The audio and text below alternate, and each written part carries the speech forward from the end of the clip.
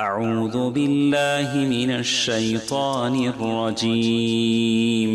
بسم الله الرحمن الرحيم. الحمد لله الذي سهل للعباد طريق العبادة ويسر، وأفاض عليهم من خزائن جوده التي لا تحصى ولا تحصر، وجعل لهم عيدا يعود في كل أسبوع ويتكرر، ونقاهم به من درن الذنوب وطهر. أحمده سبحانه على نعمه التي لا تحصى وأشكره وهو المستحق لأن يحمد ويشكر. أشهد أن لا إله إلا الله وحده لا شريك له، خلق فقدر ودبر فيسر. وأشهد أن نبينا ومولانا محمدًا عبده ورسوله صاحب اللواء والكوثر، المبعوث إلى الأسود والأحمر، المنعوت بشرح الصدر ورفع الذكر، صلى الله عليه وعلى آله وأصحابه وأزواجه ما لاح هلال وأنور. أما بعد، فإن خير الحديث كتاب الله، وخير الهدي هدي محمد صلى الله عليه وسلم، وشر الأمور محدثاتها، وكل محدثة بدعة، وكل بدعة ضلالة، وكل ضلالة في النار. فأعوذ بالله السميع العليم من الشيطان الرجيم، من همزه ونفخه ونفثه. بسم الله الرحمن الرحيم. يا أيها الذين آمنوا اتقوا الله حق تقاته ولا تموتن إلا وأنتم مسلمون. يا أيها الناس اتقوا ربكم الذي خلقكم من نفس واحدة وخلق منها زوجها، وبث منهما رجالا كثيرا ونساء. واتقوا الله الذي تساءلون به والأرحام، إن الله كان عليكم رقيبا. يا أيها الذين آمنوا اتقوا الله وقولوا قولا سديدا، يصلح لكم أعمالكم ويغفر لكم ذنوبكم، ومن يطع الله ورسوله فقد فاز فوزا عظيما. فيقول ربنا جل في علاه: بسم الله الرحمن الرحيم. اقرأ باسم ربك الذي خلق، خلق الإنسان من علق. اقرأ وربك الأكرم، الذي علم بالقلم، علم الإنسان ما لم يعلم. سبحانك لا علم لنا إلا ما علمتنا، إنك أنت العليم الحكيم. رب اشرح لي صدري ويسر لي أمري، واحلل عقدة من لسانی یفقہوا قولی. محترم بزرگوں، دینی بھائیوں، مسلمان ماں اور بہنوں، اللہ عز و جل کا ہزارہ شکر احسان ہے، اس کا فضل و کرم ہے، اس کی مہربانی اور عنایت ہے کہ اس نے محض اپنے فضل و کرم سے، اپنی رحمت سے ہمیں اپنے آخری اور سچے دین اسلام کا ماننے والا بنایا، ہمیں اپنے آخری اور سچے رسول محمد صلی اللہ علیہ وسلم کا امتی بنایا، ہماری ہدایت و رہنمائی کے لیے، بلکہ رہتی دنیا تک کی ہدایت و رہنمائی کے لیے اپنی آخری آسمانی سچی کتاب قرآن مجید سے نوازا۔ یقیناً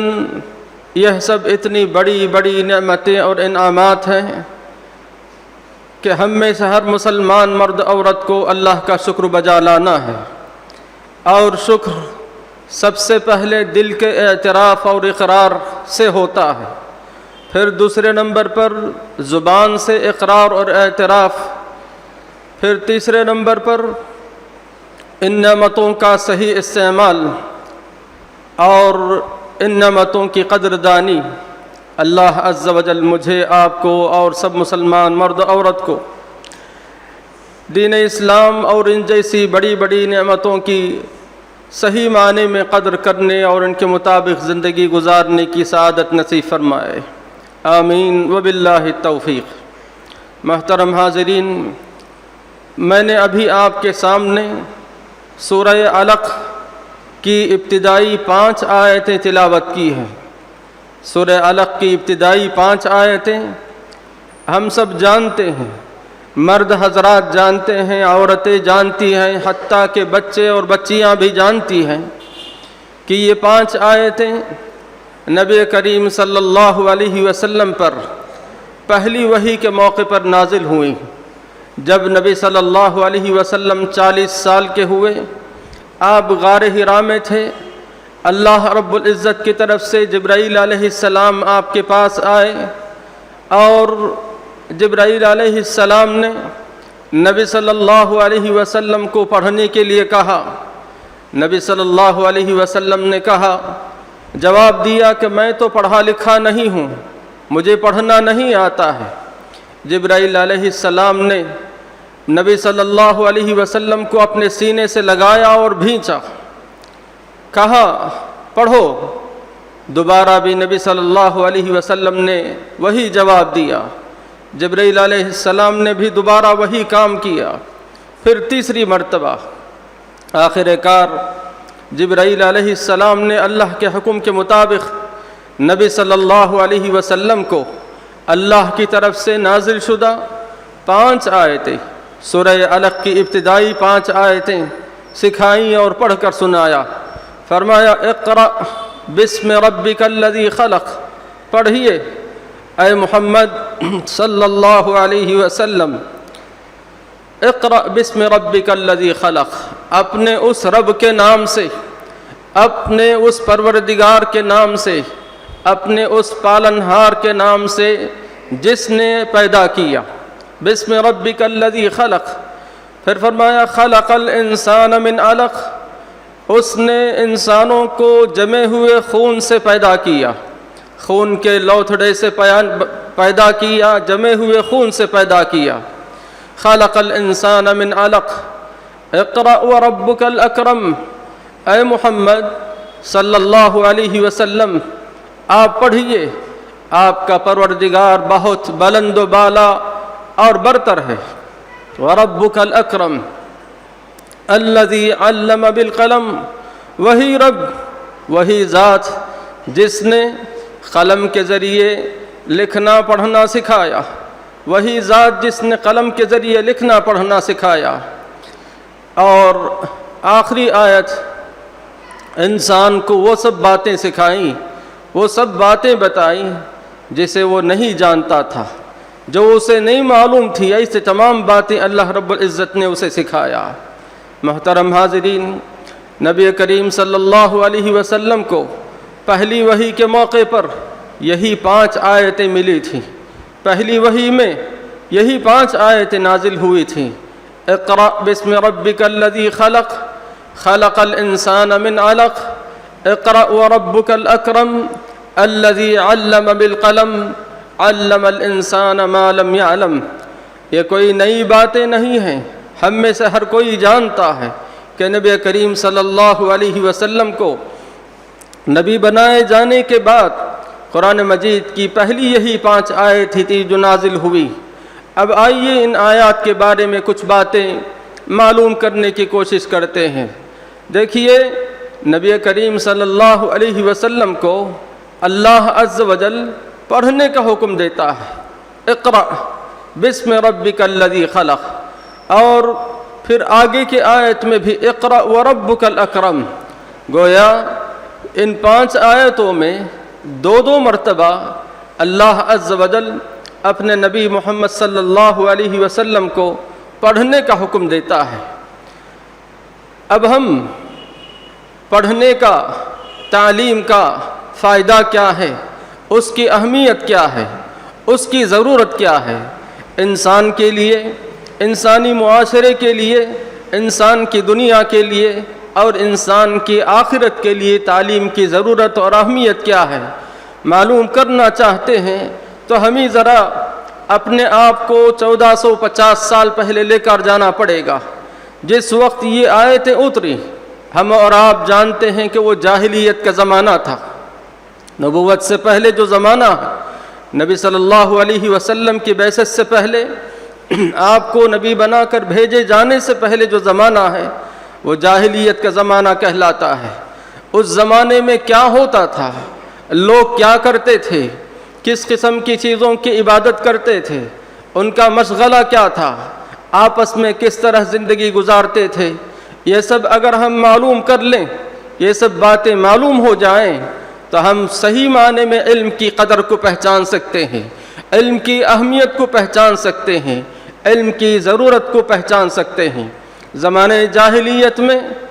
نام کے تو انسان تھے مگر حقیقت میں انسان نہیں تھے، بھائی بھائی کا دشمن، ایک قبیلہ دوسرے قبیلے کا دشمن، معمولی بات پر لڑائی جھگڑا، اور ایسی لڑائی اور ایسا جھگڑا کہ وہ چھوٹی موٹی لڑائی نہیں بلکہ جنگ کی شکل اختیار کر لیتی تھی، اور جنگ بھی معمولی نہیں بلکہ کئی دنوں، مہینوں، سالوں تک جاری رہتی تھی، مردار کھاتے تھے اور اپنی بیٹیوں کو زندہ دفن کر دیتے تھے، یعنی انسان ہو کر کے جانور، بلکہ جانور سے بھی بدتر تھے، ان سے بھی بری حالت تھی، الا ماشاء اللہ چند ایک تھے جو اپنی انسانیت پر باقی تھے، دین ابراہیمی کے سلسلے میں عقیدے کی کچھ باتیں ان کو معلوم تھی، شرک سے اپنے آپ کو دور رکھے تھے، ورنہ ان کی پوجا پاٹ اور ان کی عبادت کے بارے میں معلوم کرنا چاہیں تو نبی صلی اللہ علیہ وسلم کی سیرت پڑھنے والا، سننے والا خوب اچھی طرح جانتا ہے کہ وہ لوگ 1 2 نہیں، 100 200 نہیں بلکہ پورے 360 بتوں کی عبادت کرتے تھے، 360 بتوں کی پوجا کرتے تھے۔ آخر یہ کون سا دین ہے، آخر یہ کون سا عقیدہ ہے کہ انسان پوجنے کے لیے، اپنی بندگی کے لیے 360 بتوں کو اپنے سامنے رکھتا تھا، ہر بت اپنی ضرورت کے لیے، ہر قبیلے کا اپنا بت، ہر ضرورت کے لیے خاص بت، الغرض 360 بتوں کی پوجا ہوتی تھی، اور یہ بت بھی ادھر ادھر جو تھے مگر خود کعبۃ اللہ کے اندر بھی اور باہر بھی اتنی بڑی تعداد میں بت تھے۔ آخر انسان ہو کر اس کی عقل کہاں گئی تھی؟ آخر انسان ہو کر، مخلوق ہو کر اس نے اپنے خالق کو کیوں نہیں پہچانا تھا؟ اسی جہالت کی وجہ سے، اسی نادانی کی وجہ سے، صحیح علم نہ ہونے کی وجہ سے۔ اب ایسے ماحول میں، ایسے معاشرے میں، ایسے علاقے میں اللہ رب العزت اپنے نبی محمد صلی اللہ علیہ وسلم کو بھیجتا ہے اور پہلی ہی تعلیم آپ کو دیتا ہے، اقرأ بسم ربک الذی خلق۔ اے محمد صلی اللہ علیہ وسلم پڑھیے اپنے اس رب کے نام سے جس نے پیدا کیا۔ تو دیکھیے اب صحیح معلومات دی جا رہی ہیں، صحیح علم دیا جا رہا ہے، جہالت ختم کی جا رہی ہے، نادانی اور بیوقوفی کی باتوں کو چھوڑ کر اب صحیح بات بتائی جا رہی ہے، صحیح علم دیا جا رہا ہے۔ تمہیں پڑھنا ہے تو اپنے اس رب کا نام لے کر پڑھیے جس نے آپ کو پیدا کیا۔ الغرض ایسے موقع پر آیت نازل ہوئی کہ جو تعلیم کی اہمیت، تعلیم کی ضرورت پر پوری طرح دلالت کرتی ہے، اور ہم مسلمان ہو کر، مسلمان مرد عورت ہو کر تعلیم کے سلسلے میں اللہ عز و جل نے اور اللہ کے رسول صلی اللہ علیہ وسلم نے جو باتیں بتائی ہیں، ہمارے مسلمان ہونے کا تقاضا ہے کہ ہم بھی اللہ عز و جل کی بتائی ہوئی باتوں کو سیکھیں، معلوم کریں۔ اسی طرح اللہ کے رسول صلی اللہ علیہ وسلم کی بولی ہوئی، بتائی ہوئی باتوں کو سیکھیں اور جانیں اور اس کے مطابق اپنی زندگی گزاریں۔ محترم حاضرین، یوں تو دوسرے انسان بھی دنیا میں زندگی گزار رہے ہیں، بلکہ تعلیم میں اپنے حساب سے وہ تعلیم میں بہت آگے ہیں اور دنیا کے اعتبار سے بہت ترقی یافتہ ہیں، مگر تعلیم اور تعلیم میں فرق ہے۔ وہ بھی تعلیم، یہ بھی تعلیم،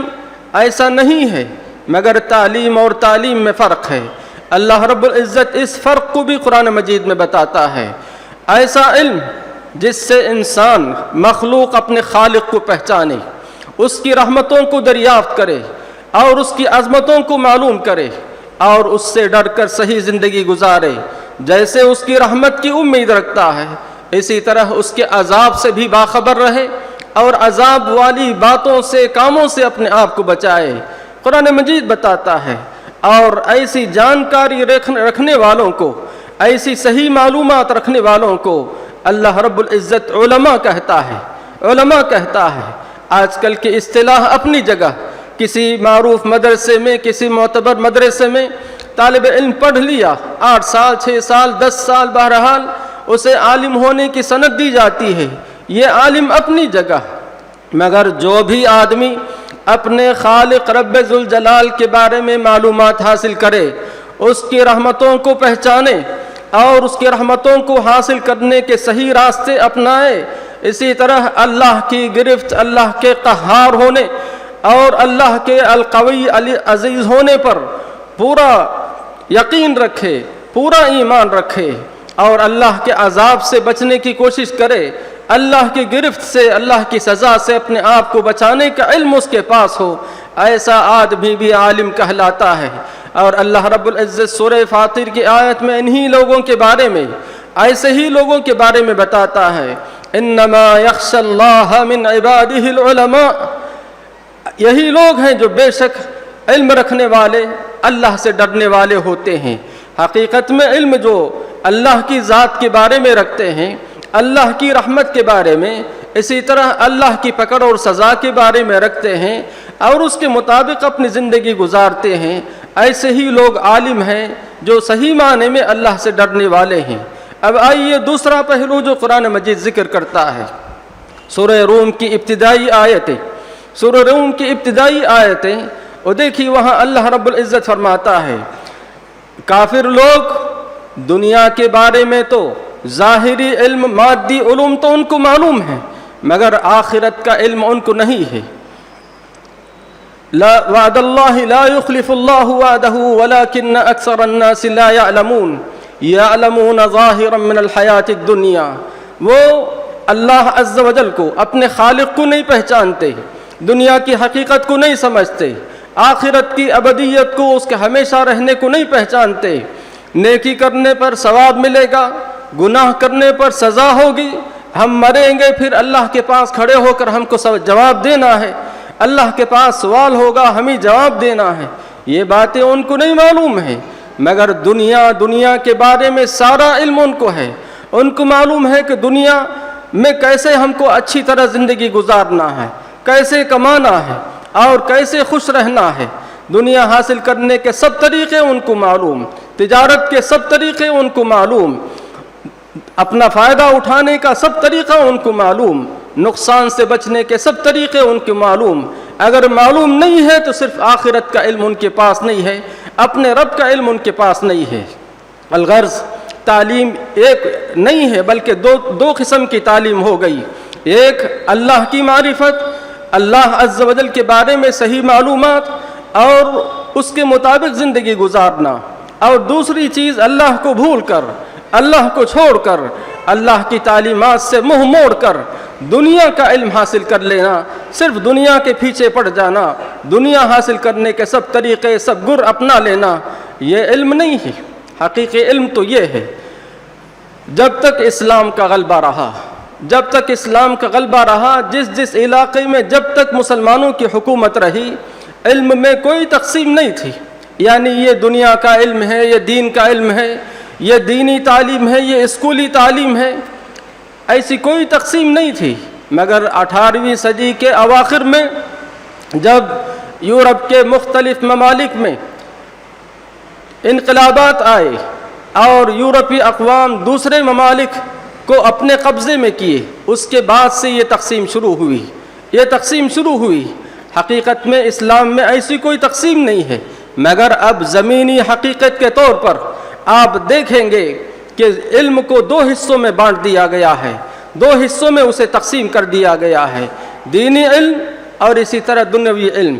دینی علم کے بارے میں تو آپ جانتے ہیں کہ میں نے کچھ باتیں آپ کو بتا دی، مگر جہاں تک دنیوی علم ہے، اسکولی تعلیم ہے، کالج اور یونیورسٹی کی تعلیم ہے، ذرا ان کا نصاب دیکھیے، وہاں کیا پڑھایا جاتا ہے، کون سے مادے پڑھائے جاتے ہیں، کون سی کتابیں پڑھائی جاتی ہیں، اور پڑھانے والے کون کون اور کس قسم کے ہوتے ہیں، ذرا یہ سب دیکھیے، آپ خود فرق کرنے پر مجبور ہو جائیں گے، کیونکہ وہاں اللہ کی پہچان کے علاوہ آخرت پر یقین کے علاوہ دنیا کے سلسلے میں سب چیزیں، چھوٹی بڑی سب چیزیں سکھائی جاتی ہیں، سب چیزوں کی تعلیم ہوتی ہے، سب چیزوں کے بارے میں بتایا جاتا ہے۔ اب نہ دنیا کے بہت سارے علاقوں میں مسلمانوں کی حکومت رہی، بلکہ جہاں حکومت ہے وہ بھی اپنی پوری آزادی کے ساتھ، پوری طاقت و قوت کے ساتھ اپنی حکومت چلانے میں ناکام ہے، بلکہ وہ بھی کسی نہ کسی طرح دوسروں کے دباؤ میں، دوسروں کے ماتحت ہیں۔ الغرض ہمیں یہ دیکھنا ہے کہ بھائی علم، کون سا علم میرے لیے مفید ہے، میری دنیا کے لیے بھی اور میری آخرت کے لیے بھی۔ دنیا میں بھی بھائی ایک اچھے انسان اور اچھے مسلمان کی طرح زندگی گزاروں، اسی طرح میں آخرت میں بھی کامیاب ہو جاؤں۔ ذرا آپ خود دیکھیے، غور کیجئے، اسکول کی جو تعلیم ہے، کالج اور یونیورسٹیوں کی جو تعلیمات ہیں، الا ماشاء اللہ آپ دیکھیں گے کہ ان کے پاس خالق کے بارے میں، اللہ رب العزت کے بارے میں کسی قسم کی معلومات نہیں دی جاتی ہیں، بلکہ الٹا اللہ کے انکار کے بارے میں تعلیم دی جاتی ہے، الحاد کی تعلیم دی جاتی ہے، بے دینی کی تعلیم دی جاتی ہے۔ اگر کوئی مسلمان بچہ بھی، خاندانی مسلمان بچہ بھی، اگر بچپن میں اس نے دین کی تعلیم حاصل نہیں کی ہے، بچپن میں اس نے دین کی بنیادی باتوں کو نہیں سیکھا ہے، اور ایسے ہی وہ کالج پہنچ گیا، یونیورسٹی پہنچ گیا، تو دیکھیے ایسے بچے جن کی بنیاد مضبوط نہ ہو، دین کے بارے میں جنہیں صحیح معلومات نہ ہو، ایسے بچے اسکولی تعلیم میں آگے بڑھتے بڑھتے اپنے دین سے بھی دور ہو جاتے ہیں، ملحد ہو جاتے ہیں، بے دین ہو جاتے ہیں، دہریہ ہو جاتے ہیں۔ اللہ کی پناہ، ذرا ہمیں دیکھنا ہے کہ وہ علم حاصل کریں جس میں ہماری دنیا کے ساتھ، بلکہ ہماری دنیا سے زیادہ ہماری آخرت کا فائدہ ہو۔ اب اگر مسلمانوں کو دیکھیں گے، کسی بھی ملک لے لیجئے، خاص کر ترقی پذیر ممالک، غریب ممالک کی بات، فقیر ممالک کی بات میں نہیں بول رہا ہوں، ترقی پذیر ممالک جیسے ہمارا یہ ملک ہے، یہاں دیکھیے مسلمانوں کی تعلیم کا حال کیا ہے۔ مسلمان بچے تعلیمی سال کے آغاز میں، شروع میں کتنے بچے اسکول میں جاتے ہیں، اور مثال کے طور پر اگر تعلیمی سال کے آغاز کے موقع پر پہلی کلاس میں اگر 100 بچے داخل ہوتے ہیں، تو دیکھیے 5ویں تک پہنچنے میں وہ 100 میں سے کتنے بچے باقی رہتے ہیں، پھر 5ویں سے 10ویں تک کتنے بچے باقی رہتے ہیں۔ اسی طرح آگے کی تعلیم میں دیکھیے، یہاں سے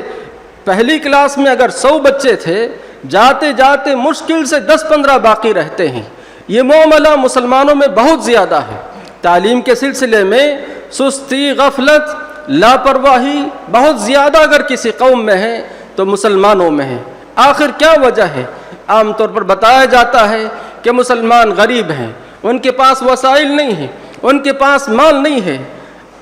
یہ بات غلط ہے، چلیے پھر بھی مان لیتے ہیں معاشی طور پر پسماندہ ہیں، ان کے پاس وسائل کم ہیں، ان کے پاس مال نہیں ہے بچوں کو پڑھانے کے لیے، بچوں کی فیس برداشت کرنے کے لیے۔ آج کل بڑی مصیبت ٹیوشنوں کی ہے، ٹیوشنوں کے بغیر طالب علم بچہ کامیاب ہونا بڑا مشکل ہے، اور تعلیم کی فیس سے زیادہ ٹیوشن کی فیسیں ہوتی ہیں، خاص کر شہروں میں۔ تو ان سب خرچ کو برداشت کرنے کی صلاحیت مسلمان میں نہیں ہے، مان لیتے ہیں۔ ذرا دیکھیے غیر مسلموں میں، اور وہ بھی جو طبقاتی اعتبار سے سب سے نچلے درجے میں ہیں، طبقاتی اعتبار سے معاشرے میں، سماج میں سب سے نیچے جن کو سمجھا جاتا ہے، ذرا ان کے بچوں کو دیکھیے، ان کی بچیوں کو دیکھیے، ان کا گھر کہاں ہے اور اسکول کہاں ہے، ان کے اندر شوق دیکھیے، پیر میں چپل نہیں، پہننے کے لیے صحیح کپڑا نہیں، کتابیں رکھنے کے لیے صحیح قسم کی تھیلی نہیں، مگر اس کے باوجود دور دراز علاقوں سے، دور دور جگہوں سے اسکول کا رخ کرتے ہیں، اسکول جاتے ہیں۔ دیکھیے آخر مالی وسائل ان کے پاس بھی نہیں ہیں، مالی پریشانی ان کو بھی ہے، مگر اس کے باوجود تعلیم حاصل کرنے کا شوق، جذبہ ان کے اندر کیسا ہے، اور ہمارے مسلمان بچوں میں کیسا ہے۔ دیکھیے کتنا فرق ہے دیکھیے. وہ مقصد متعین کر لیتے ہیں ماں باپ یا خود بچہ بھی شعور کو آنے کے بعد، عقل پختہ ہونے کے بعد اپنے لیے کوئی گول بنا لیتے ہیں، اپنے لیے ایک ہدف مقرر کر لیتے ہیں، تو اس ہدف کو حاصل کرنے کے لیے قربانی دیتے ہیں. قربانی کی ضرورت ہے. آپ دنیا کی زندگی ہو، آخرت کی زندگی ہو، دنیا کی کوئی بھی چیز حاصل کرنا چاہتے ہیں، کوئی بھی اپنا مقصد پورا کرنا چاہتے ہیں، تو آپ کو قربانی دینی پڑے گی. ماں باپ کو قربانی دینی پڑے گی. خود ان بچیوں کو جو تعلیم حاصل کرنا چاہتے ہیں قربانی دینی پڑے گی. وقت کی قربانی دینی پڑے گی، مال کی قربانی دینی پڑے گی، اپنے آرام و راحت کی قربانی دینی پڑے گی. آپ کھیل کود میں جتنا وقت صرف کرتے ہیں، اگر اس کا کچھ حصہ تعلیم حاصل کرنے پر تعلیم کی طرف لگائیں گے، تعلیم میں لگائیں گے، آپ کا رزلٹ بہت اچھا ہوگا. آپ موبائل وغیرہ میں یا دوسری چیزوں میں جتنا وقت برباد کرتے ہیں، صرف نہیں کرتے بلکہ برباد کرتے ہیں، اگر اس کا آدھا وقت بھی اپنی تعلیم پہ لگائیں گے تو آپ کا نتیجہ اچھا رہے گا. اور شروعات تو ایسے ہی ہوتی ہیں کہ سب ایک ساتھ ہو جائیں، ایسا تو نہیں ہوگا، بلکہ جو ہو گیا ہو گیا. ابھی ہمیں مسلمان قوم کی طرح مسلمان بچوں کی تعلیم کی فکر کرنا ہے، انہیں آگے بڑھانا ہے. تو بچوں کے ماں باپ پہلے نمبر پر بڑے ذمہ دار ہیں. بڑی ذمہ داری ان کی ہوتی ہے کہ اپنے بچوں کی تعلیم کا صحیح انتظام کریں، ان کے دین کی حفاظت کا خیال رکھیں اور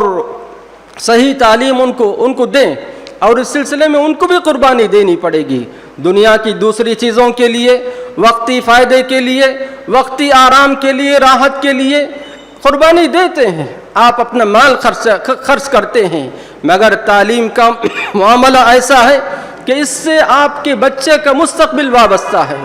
آپ کے بچے کا مستقبل وابستہ ہے. تو دیکھیے، آپ کو بھی پوری عقل مندی کے ساتھ، پوری ہوشیاری کے ساتھ، باپ ہونے کی حیثیت سے پوری ذمہ داری کے ساتھ، کیونکہ دنیا میں تو جواب دینا ہے، مگر کوئی پوچھے نہ پوچھے، مگر آخرت میں اللہ کے پاس تو پوچھ تاچھ ہوگی. اللہ تو پوچھے گا کہ اپنے بچوں کی تربیت کے لیے تم نے کیا کیا، اپنے بچوں کی تعلیم کے لیے تم نے کیا کیا. کھانے پینے کا انتظام ہر انسان کرتا ہے، مگر اچھی اور مفید تعلیم مسلمان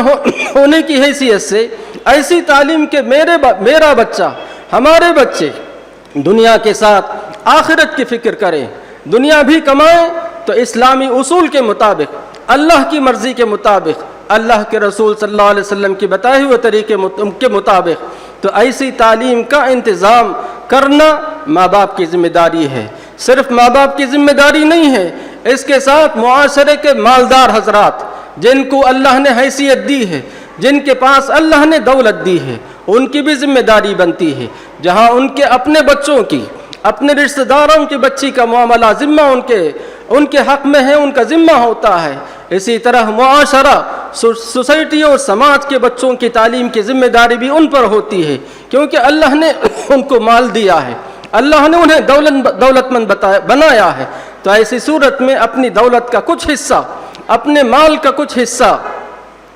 زیادہ تو اپنے آپ پر خرچ کرتے ہیں کہ جائز طریقے سے، حلال طریقے سے کیجئے، کوئی بات نہیں ہے، مگر اپنے مال کا کچھ حصہ، اپنی دولت کا کچھ حصہ ضرور بضرور غریب بچوں کی تعلیم کے سلسلے میں مدد کے طور پر خرچ کیجئے، تعاون کے طور پر صرف کیجئے. آپ کے لیے صدقہ جاریہ ہوگا. صرف وقتی طور پر آپ کو اجر و ثواب مل گیا اور بات ختم ہو گئی، ایسی بات نہیں ہے، بلکہ آپ کے لیے صدقہ جاریہ ہوگا. آپ کے انتقال کے بعد،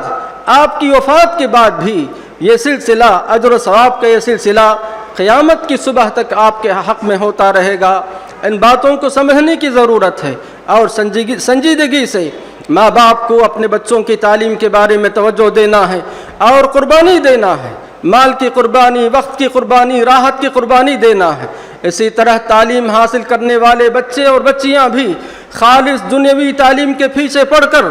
اپنا ایمان خراب نہ کریں، اپنے دین کا نقصان نہ کریں. دنیا تو بن جا سکتی ہے، دنیا مل جا سکتی ہے، مگر دنیا کی کامیابی حقیقی کامیابی نہیں ہے،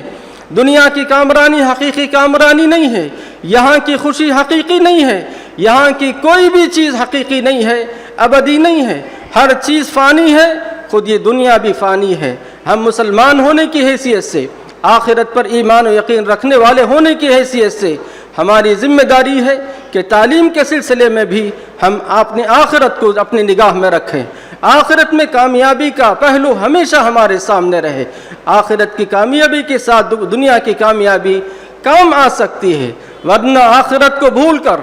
آخرت کو چھوڑ کر صرف دنیا کی کامیابی وقتی طور پر تو فائدہ ہو جا سکتا ہے، مگر حقیقت میں ہم نقصان اٹھانے والوں میں سے ہو جائیں گے۔ اللہ عز و جل مجھے، آپ کو، سب مسلمان مرد عورت کو تعلیم کی اہمیت کو سمجھنے اور اس راستے کی مشکلات کو حل کرنے کے سلسلے میں اللہ ہی ہمارا معین و مددگار اور ناصر ہو، اور ہمیں بھی ہماری ذمہ داری کو سمجھنے اور اس ذمہ داری کو اچھے طریقے سے ادا کرنے کی سعادت نصیب فرمائے۔ آمین۔ اقول قولی ھذا واستغفر اللہ لی ولکم ولسائر المسلمین فاستغفروہ انہ ھو الغفور الرحیم۔